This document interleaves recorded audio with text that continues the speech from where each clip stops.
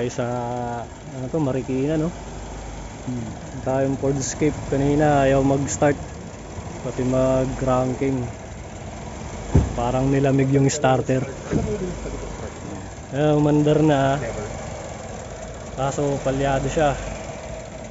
Tapos baba yung minor niya. Pag nagpapatune up ba, automatic pinapalitan sa start plug? Palit yun, sir. Kailan ang huli nagpaano? Taas baba ang minor niya nung start ang Ford Escape. Delete na rin natin yung code niya. Okay. Sayang, di na naman natin na-videoan yung before. Ayaw pang mag-cranking, pati mag-start.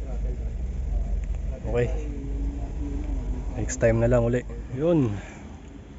Ito na yung kanina, yung di natin na-videoan nung ayaw pa mag-crank, pati ayaw mag-start.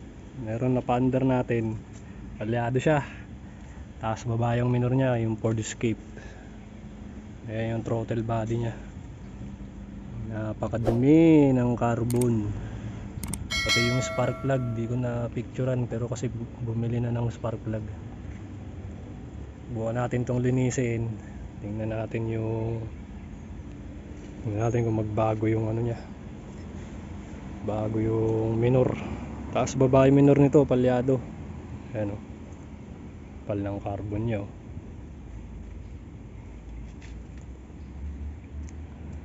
Okay. Buwan natin. Pagpapagin tayo ng throttle, medyo matigas yung carbon niya. Throttle body ito ng Ford Escape.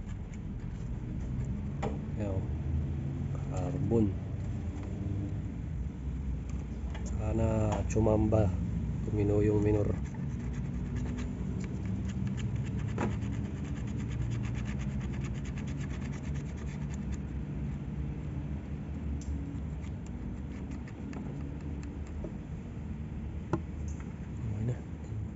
Ayun.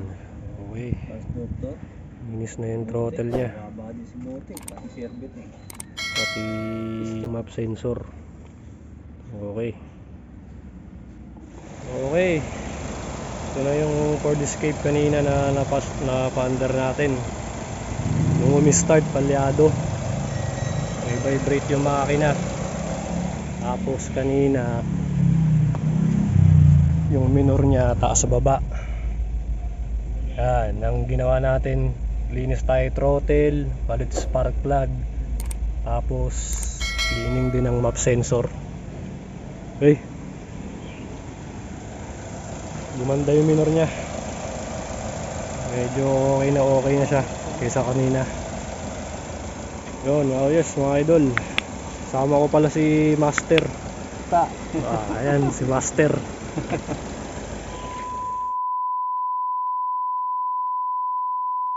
Ayun, shoutout nga pala dun sa mga tropa natin dyan.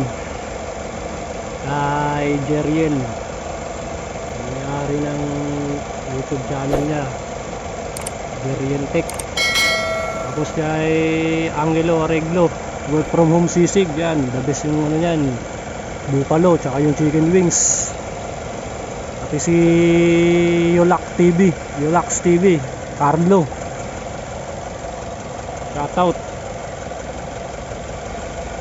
Okay mga idol, like nyo yung mga page nila, pati mga kung ano pa yung mga pinapost nila dyan sa Facebook. The best yung mga yan, the best. Okay.